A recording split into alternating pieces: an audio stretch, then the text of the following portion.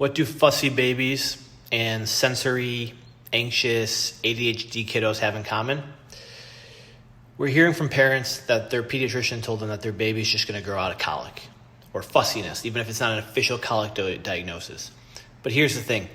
They don't grow out of colic. They grow into other challenges, okay? The crying, the back arching, the sleepless nights, these aren't just phases that all of a sudden disappear because they're growing out of it. They're warning signs from your baby's nervous system that something deeper is going on that we can really help with.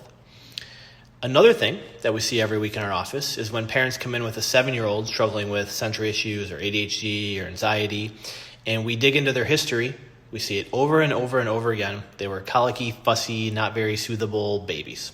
The same stress that caused that at 3 months old is now causing the meltdowns at 7 years old.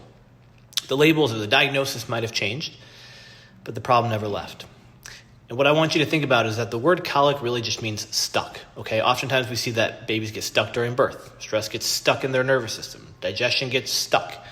And without help, they stay stuck through ear infections, through speech delays, through meltdowns, through anxiety, whatever it may be. And that is the exact progression we see over and over and over again. And the earlier we get to it, the easier it is to help. The colicky, fussy, sleep troubles, soothing troubles, digestion troubles at 0 to 6 months. All of a sudden we've got those reoccurring ear infections, 8 to 16 months. We've got speech delays, and all of a sudden we've got sensory processing issues, 3-ish years old. And then we get the ADHD anxiety diagnosis later on. And each of these stages involves that same stuck stress on the nervous system. It just shows up differently because our childs develop and adapt to it.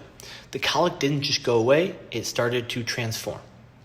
And now all of these antibiotics for the ear infections, they destroy the gut. Steroids and nebulizers amp up the nervous system stress even more. And so now we've got this kiddo who's heading towards more emotional dysregulation and behavioral challenges. So here's the deal, parents. I'm just going to be real with you. Your baby doesn't need an official diagnosis. It doesn't need another antibiotic. It doesn't need additional medications. What they need is their nervous system to shift from stressed to balanced. And when we help release that stuck stress tension from birth, these babies transform from constantly crying to content and happy.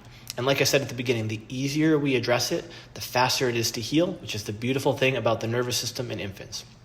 So you've likely already tried a few things, or maybe you've tried everything.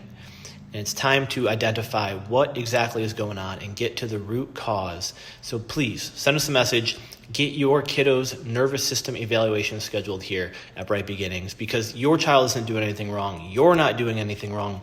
They're just stuck.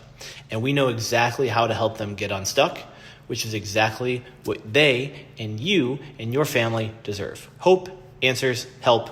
That's what we're here for.